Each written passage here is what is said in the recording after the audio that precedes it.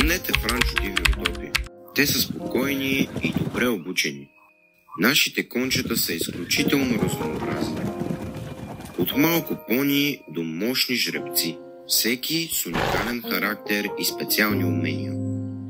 Всеки един от тях е готов да поеме своето място във вашето приключение. Ще усетите спокойствието и хармонията на мястото. След като се запознаете с конете, те започват да се подготвят за езда. Пътуването започва по горска пътека, обградена от високи дървета и зеленина. Конете вървят спокойно, стъпвайки уверено на меката земя. Техните стъпки създават успокояващ ритъм, докато групата се потапя в тишината на планината.